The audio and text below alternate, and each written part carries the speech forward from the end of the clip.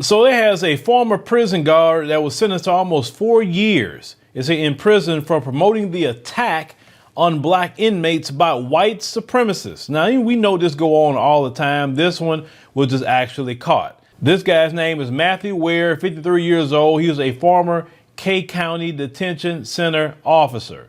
He was convicted in April, in a federal court for violating the civil rights of 3 black detainees. Now, Ware's federal prison, sentence, handed down on Monday will be followed by 3 years of supervised release. Now, Ware violated the law. He was sworn to uphold. Man, he always violating the law. What is the difference? He betrayed, the public trust and dishonored the many brave correction officers, who lawfully perform their important work each day, according to the prosecutor, which it read.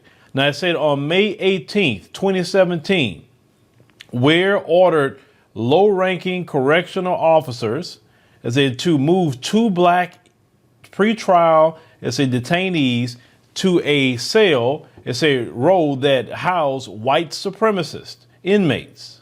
Ware ordered the jail cells to be unlocked, at the same time leading the white supremacist, inmates, to attack, the black men.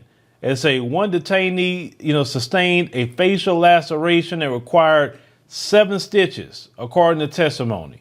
And another violation on January 31, 2018, Ware ordered that a detainee's left wrist was to be cuffed, to the far left side, of the bench, and the right wrist, cuffed to the right side, of the bench, calling for his body to be stretched out. During trial testimony, that was in retaliation for the inmate sending Ware, a note critiquing, how Ware ran the detention center. The inmate was left, restrained, in this position for 90 minutes, resulting in physical injury, according to testimony. Ware is being, held accountable, for his abuse of power, and among other things, in facilitating the attacks, on black inmates by white supremacists.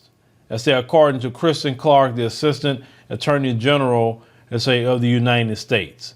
Now, we know this is just one of many stories that has happened, ladies and gentlemen, in these prisons. You have these white supremacist prison guards, white supremacist sheriffs clicking up their buddies and say, hey, go attack black people.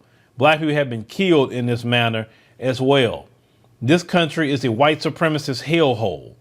And anytime that I have to come back here, a lot of times I'm always dreading it. Even though I know I got to get back to doing what I must do, here and continue the mission that I have to continue.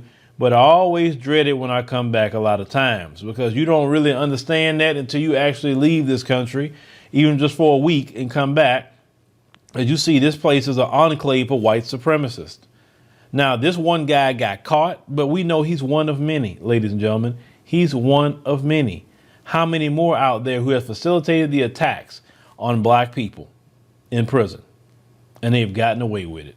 But y'all let me know what y'all think about this particular story here. Like I say, it's sick. And I know there's more and more people that's, have these stories where I would say you need to report that to the feds, because the feds are really the only one that will actually get involved with these civil rights, violations. Because, these little local, you're trying to report it to the local police. That don't work.